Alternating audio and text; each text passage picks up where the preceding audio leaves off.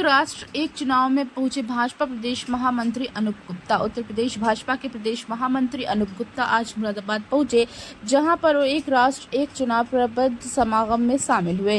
कार्यक्रम के मुख्य अतिथि अनूप गुप्ता का सभी ने स्वागत किया। प्रबुद्धजनों के साथ हुए समागम में बोलते हुए प्रदेश महामंत्री अनूप गुप्ता ने कहा कि 1960 और 70 के दशक में अंतर कलह चल रहा था, जिसे रोकने के लिए विभिन्न राज्यों में अभियान चलाया जाता है, जिसमें 1967 के बाद चुनाव के बाद नेताओं की खरीद फरोख्त शुरू हुई, जिसके बाद कांग्रेस ने चुनाव आयोग को दबाव में लेते हुए लोकसभा और विधानसभा के चुनाव कराए थे, जिसके बाद से सरकार अलग अलग चुनाव कराती आ रही है। 1967 से 80 तक बार बार चुनावी परिस्थितियां जटिल होती रही। 1983 में चुनाव आयोग ने एक देश एक चुनाव करने की वकालत की थी, लेकिन 1984 के चुनावी दौर में भारतीय जनता पार्टी ने एक राष्ट्र एक चुनाव कराने का मुद्दा अपने घोषणा पत्र में शामिल किया। लेकिन 1984 में लोकसभा का चुनाव नहीं था, बल्कि शोक सभा का चुनाव हो गया। क्या इस देश में चुनाव एक साथ होने चाहिए या अलग अलग होने चाहिए, इसी विषय पर आज की संगोष्ठी की गई है। बार बार चुनाव होना भी देश के विकास के लिए बाधक है। जिनको भारत के इतिहास की जानकारी नहीं है, वो लोग ही कहते हैं कि ये कार्य मोदी के द्वारा शुरू किया गया है, जबकि एक देश एक चुनाव की बात दशकों से उठती आ रही है। सम्मानित अध्यक्ष, सिद्ध हॉस्पिटल के डायरेक्टर विशिष्ट हैं, अत्यंत विनम्र हैं, सहज हैं, सरल हैं, अनुराग मेहरोत्रा जी, आपका पूरे सभागार की ओर से जोरदार करताली अभिनंदन।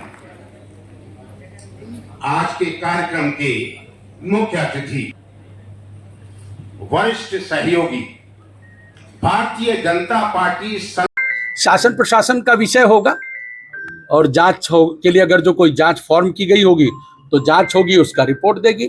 मुझे लगता है कि किसी भी प्रकार की जांच के बारे में किसी भी राजनेता को तब तक कोई बयान नहीं देना चाहिए जब तक जांच कमेटी जांच कर रही हो। अखिलेश यादव कह रहे हैं कि हमेशा यूपी सरकार उनके सवालों से डरती आई। प्रेस कॉन्फ्रेंस के दौरान उन्होंने कहा कि घबरा जाती। यही तो अद्भुत बात है, यही अद्भुत बात है। वो कभी कहते हैं कि हमारे एजेंडे को बीजेपी लागू कर दे रही है, कभी कहते हैं भाग जा रही है। पहले क्लियर तो कर लें कि बीजेपी उनके एजेंडे को लागू कर रही है या बीजेपी उनसे आगे चलते हुए निकलती जा रही है, जिसको बीजेपी को पीछे पीछे वो पकड़ नहीं पा रहे हैं। अखिलेश यादव की जो एक विवादित पोस्ट वायरल हो रही है बाबा साहब भीमराव अम्बेडकर, किस नजरिए से देखते हैं आप? देखिए क्या है, ये गलत कार्य और ये घृणित कार्य तो अखिलेश जी के पिताजी ने भी कभी नहीं सोचा होगा कि हम बाबा साहब के पैरेलल, बाबा साहब के समकक्ष, समानांतर अपने को खड़ा करने का प्रयत्न करें। ये उन्होंने कभी सपने में नहीं सोचा होगा। लेकिन केवल चांदी के चम्मच के रूप में राजनीतिक तौर पर विरासत प्राप्त करने वाले लोगों को महापुरुषों का क्या स्थान है, ये समझ में नहीं आता है और इसलिए ऐसी घटनाएं देखने को मिलती हैं। निश्चित तौर पर दुर्भाग्यपूर्ण है और यह निंदनीय है। इसकी जितनी निंदा होनी चाहिए वो कम है। ऐसे चीजों से उनको बचना चाहिए, उनके कार्यकर्ताओं को बचना चाहिए। देश के महापुरुषों के समकक्ष किसी भी अपने राजनीतिक नेता को प्रस्तुत करने का प्रयास नहीं करना चाहिए। जातीय जनगणना को लेकर मोदी सरकार ने फैसला लिया है। अखिलेश यादव कह रहे हैं कि हमारी मांग पूरी हुई है, हम लगातार मांग कर रहे थे और अब हम जीते, विपक्ष की जीत। तो क्या उनकी सरकार आ गई है जो जीत गए हैं? उनकी लगातार मांग के बाद नहीं, उनका कहना यह है कि 90% पीडीए का 100% जीतता है। देखिए, आपको भी पता है कि मोदी जी किसी के प्रेशर में कोई काम नहीं करते। मोदी जी ने तय किया वक्फ बोर्ड लाएंगे, वक्फ बोर्ड आया, पास हुआ। किसी के बोलने से, किसी के कहने से, किसी के प्रेशर बनाने से मोदी काम नहीं करते हैं।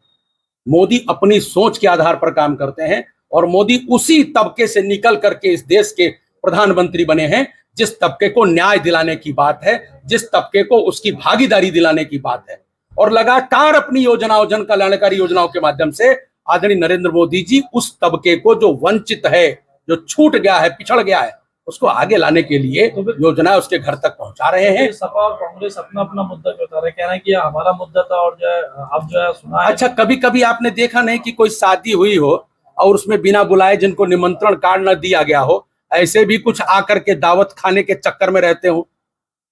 तो ऐसे बिन बुलाए जो मेहमान दावतों में आ जाते हैं, ऐसे 2-4 राजनीतिज्ञ देश के अंदर राजनीति करने के लिए घूमते रहते हैं। वो अपना ढोल बाजा ऐसे ही बजाते रहते हैं। ये भारतीय जनता पार्टी के नेतृत्व का निर्णय है और यह भारतीय जनता पार्टी इस पर अपनी प्रतिबद्धता हमेशा जताती रही है। हाँ, इतना जरूर भाजपा पूछती रही है कि जब आपका शासन था तो आपने क्यों नहीं लागू किया था? हमने तो लागू कर दिया। आप ये जवाब दीजिए, जब आपका शासन था तो लागू क्यों नहीं किया था? नजदीकी राज्य है उत्तराखंड, वहाँ पर जो है एक नैनीताल में एक हाल ही में घटना हुई है। 12 साल की 76 ईयर के व्यक्ति ने किया, जिसके बाद हिंसा भड़क रही है वहाँ पे। देखिए, ये मैं कहूँ ये एक ऐसी घटना जिसके बारे में आप बता रहे हैं, मैंने घटना को अभी पढ़ा नहीं, लेकिन जिस प्रकार से आप बता रहे हैं उसको सुनने के बाद ये महसूस होता है कि निश्चित तौर पर समाज के अंदर नैतिक मूल्यों के बारे में, नैतिक शिक्षा के बारे में और समाज के अंदर संस्कार, सभ्यता, शिष्टाचार और संस्कृति के बारे में अभी और बहुत जन जागरण की आवश्यकता है। मनोज जी, आज मुरादाबाद पहुंचे हैं, वन नेशन वन इलेक्शन, क्या है पूरा आपका बताएं?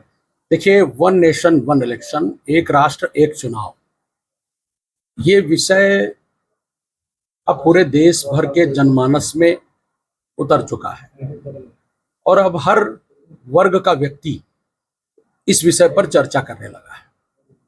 देश के अंदर जो चुनावी व्यवस्था, लोकतांत्रिक व्यवस्था लागू हुई, आप सब जानते हैं, देश की आजादी के बाद जब आजादी हमको मिल गई तो हमने 26 जनवरी 1950 को देश के गणतंत्र दिवस के अवसर पर हमने भारत के संविधान को अंगीकार किया। भारत का वह संविधान जिसको संविधान शिल्पी, भारत रत्न बाबा साहब भीमराव अंबेडकर जी के मार्गदर्शन में निर्मित किया गया, वो संविधान और उसके आलोक में शुरू हुई जो देश की लोकतांत्रिक प्रक्रिया थी, वो लोकतांत्रिक प्रक्रिया 1952 में देश में आम चुनाव के रूप में सबके सामने आई, जिसमें डॉक्टर भीमराव अंबेडकर जी ने स्वयं सहभागिता की। तो बाबा साहब भीमराव अंबेडकर जी के संविधान के आलोक में, उसके मार्गदर्शन में जो लोकतांत्रिक व्यवस्था भारत ने स्वीकार की, वह एक राष्ट्र एक चुनाव की थी। और एक राष्ट्र एक चुनाव की वो व्यवस्था 1952, 1957, 1962, 1967 ऐसे लगातार 4 चुनावों में देश के 20 वर्ष, आजादी के 20 वर्ष बाद तक वह सारी व्यवस्था चलती रही। लेकिन कालांतर में देश के शासकों ने अपने स्वार्थवश उस एक राष्ट्र एक चुनाव की व्यवस्था को खंडित करने का काम किया और देश के अंदर कालांतर में वो व्यवस्था ऐसी खंडित हुई कि देश के अंदर जो विधानसभा और राज्यसभा, लोकसभा के चुनाव होते थे, वो अलग अलग होने लगे। आज की जो संगोष्ठी है, प्रबुद्ध समागम है, वो इसी मुद्दे को लेकर के कि क्या इस देश के अंदर चुनाव अलग अलग होने चाहिए या सारे चुनाव एक साथ होने चाहिए। आखिरकार बार बार मतदाता को चुनाव पोलिंग सेंटर तक मतदान देने के लिए बार बार क्यों जाना पड़ता है? बार बार टीचर्स को पोलिंग सेंटर पर पोलिंग पार्टी बन करके बस्ता लाद करके क्यों जाना पड़ता है अपना अध्यापन कार्य छोड़ करके? बार बार चुनाव आचार संहिता के कारण से विकास की गतिविधियां और परियोजनाएं क्यों रोक दी जाती हैं कि साहब आचार संहिता लग गई, अब तो कुछ नहीं हो सकता। तो क्या ये सारी चीजें देश के विकास के लिए बाधक नहीं है? तो ऐसे बहुत सारे प्रश्न आज खड़े हुए हैं और निश्चित तौर पर ये जो प्रक्रिया है, ये प्रक्रिया आज लोग कहते हैं कि मोदी जी के द्वारा चालू की गई प्रक्रिया, ये सच नहीं है। जिनको भारत का इतिहास पता नहीं है, जिनको भारत के राजनीतिक इतिहास की जानकारी नहीं है, वो लोग ऐसी बात करते हैं कि मोदी जी के द्वारा शुरू की गई बात। सच ये है, 1983 में देश के चुनाव आयोग के द्वारा सबसे पहले इस बात की तस्दीक की गई कि देश के अंदर जो व्यवस्था 1952 से 67 तक चलती थी, एक राष्ट्र एक चुनाव की, वही व्यवस्था फिर से लागू करनी चाहिए और बड़े लेवल पर चुनाव में रिफॉर्म्स की आवश्यकता है, और इलेक्शन रिफॉर्म्स की जब बात हो रही थी तब चुनाव आयोग ने 1983 में इस बात को कहा। किसी पॉलिटिकल पार्टी ने पहले इस बात को नहीं कहा। और उसके बाद 83 के बाद भारतीय जनता पार्टी ने 84 में पहली बार अपने घोषणा पत्र में बीजेपी ने इस बात को जोड़ा कि हम आएंगे तो हम एक देश एक चुनाव लागू करेंगे, एक राष्ट्र एक चुनाव लागू करेंगे। कालांतर में वो चीजें नहीं चल पाई, लेकिन अब फिर से 2014 के बाद से जब देश में आदरणीय नरेंद्र मोदी जी देश के प्रधानमंत्री बने हैं, तो उसके बाद से, बल्कि मैं कहूं उसके पहले से, 2014 के भी घोषणा पत्र में हमने एक राष्ट्र एक चुनाव के प्रति अपनी प्रतिबद्धता को जताया था। हमारा कुल मिलाकर के कहना यह है, ये जो बार बार होने वाले चुनाव हैं, ये भारत को विकसित भारत बनाने की दिशा में बड़े बाधक हैं। इन पर खर्च होने वाला जो व्यय है, यदि वह व्यय देश की स्वास्थ्य व्यवस्था पर खर्च हो जाए, देश की शिक्षा व्यवस्था पर खर्च हो जाए, तो शायद हम शिक्षा, स्वास्थ्य, सुरक्षा, ऐसे अनेक विषयों पर बहुत बड़े बड़े काम कर सकते हैं। लाखों हजारों करोड़ रुपया इन चुनाव पर बार बार खर्च होता है। सर, हाल ही में सपा प्रमुख अखिलेश यादव की जो अनुज जी आज मुरादाबाद पहुंचे हैं, वन नेशन वन इलेक्शन, क्या है पूरा आपका बताएं। देखिए, वन नेशन वन इलेक्शन, एक राष्ट्र एक चुनाव, ये विषय अब पूरे देश भर के जनमानस में उतर चुका है और अब हर वर्ग का व्यक्ति इस विषय पर चर्चा करने लगा है। देश के अंदर जो चुनावी व्यवस्था, लोकतांत्रिक व्यवस्था लागू हुई, आप सब जानते हैं, देश की आजादी के बाद जब आजादी हमको मिल गई तो हमने 26 जनवरी 1950 को देश के गणतंत्र दिवस के अवसर पर हमने भारत के संविधान को अंगीकार किया। भारत का वह संविधान जिसको संविधान शिल्पी, भारत रत्न बाबा साहब भीमराव अंबेडकर जी के मार्गदर्शन में निर्मित किया गया, वो संविधान और उसके आलोक में शुरू हुई जो देश की लोकतांत्रिक प्रक्रिया थी, वो लोकतांत्रिक प्रक्रिया 1952 में देश में आम चुनाव के रूप में सबके सामने आई, जिसमें डॉक्टर भीमराव अंबेडकर जी ने स्वयं सहभागिता की। तो बाबा साहब भीमराव अंबेडकर जी के संविधान के आलोक में, उसके मार्गदर्शन में जो लोकतांत्रिक व्यवस्था भारत ने स्वीकार की, वह एक राष्ट्र एक चुनाव की थी। और एक राष्ट्र एक चुनाव की वो व्यवस्था 1952, 1957, 1962, 1967 ऐसे लगातार 4 चुनावों में देश के 20 वर्ष, आजादी के 20 वर्ष बाद तक वह सारी व्यवस्था चलती रही। लेकिन कालांतर में देश के शासकों ने अपने स्वार्थवश उस एक राष्ट्र एक चुनाव की व्यवस्था को खंडित करने का काम किया और देश के अंदर कालांतर में वो व्यवस्था ऐसी खंडित हुई कि देश के अंदर जो विधानसभा और राज्यसभा, लोकसभा के चुनाव होते थे, वो अलग अलग होने लगे। आज की जो संगोष्ठी है, प्रबुद्ध समागम है, वो इसी मुद्दे को लेकर के कि क्या इस देश के अंदर चुनाव अलग अलग होने चाहिए या सारे चुनाव एक साथ होने चाहिए। आखिरकार बार बार मतदाता को चुनाव पोलिंग सेंटर तक मतदान देने के लिए बार बार क्यों जाना पड़ता है? बार बार टीचर्स को पोलिंग सेंटर पर पोलिंग पार्टी बन करके बस्ता लाद करके क्यों जाना पड़ता है अपना अध्यापन कार्य छोड़ करके?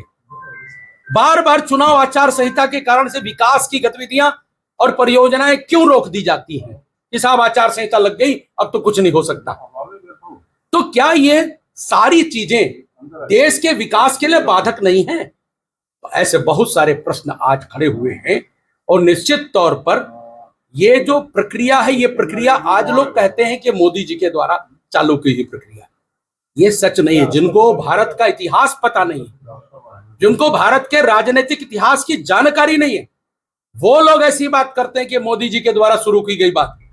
सच ये है, 1983 में देश के चुनाव आयोग के द्वारा सबसे पहले इस बात की तस्दीक की गई कि देश के अंदर जो व्यवस्था 1952 से 67 तक चलती थी, एक राष्ट्र एक चुनाव की, वही व्यवस्था फिर से लागू करनी चाहिए और बड़े लेवल पर चुनाव में रिफॉर्म्स की आवश्यकता है। और इलेक्शन रिफॉर्म्स की जब बात हो रही थी तब चुनाव आयोग ने 1983 में इस बात को कहा। किसी पॉलिटिकल पार्टी ने पहले इस बात को नहीं कहा। और उसके बाद 83 के बाद भारतीय जनता पार्टी ने 84 में पहली बार अपने घोषणा पत्र में बीजेपी ने इस बात को जोड़ा कि हम आएंगे तो हम एक देश एक चुनाव लागू करेंगे, एक राष्ट्र एक चुनाव लागू करेंगे। कालांतर में वो चीजें नहीं चल पाई, लेकिन अब फिर से 2014 के बाद से जब देश में आदरणीय नरेंद्र मोदी जी देश के प्रधानमंत्री बने हैं, तो उसके बाद से, बल्कि मैं कहूं उसके पहले से, 2014 के भी घोषणा पत्र में हमने एक राष्ट्र एक चुनाव के प्रति अपनी प्रतिबद्धता को जताया था। हमारा कुल मिलाकर के कहना यह है, ये जो बार बार होने वाले चुनाव हैं, ये भारत को विकसित भारत बनाने की दिशा में बड़े बाधक हैं। इन पर खर्च होने वाला जो व्यय है, यदि वह व्यय देश की स्वास्थ्य व्यवस्था पर खर्च हो जाए, देश की शिक्षा व्यवस्था पर खर्च हो जाए, तो शायद हम शिक्षा, स्वास्थ्य, सुरक्षा ऐसे अनेक विषयों पर बहुत बड़े बड़े काम कर सकते हैं। लाखों हजारों करोड़ रुपया इन चुनावों पर बार बार खर्च होता है। सर, हाल ही में सपा प्रमुख अखिलेश यादव की जो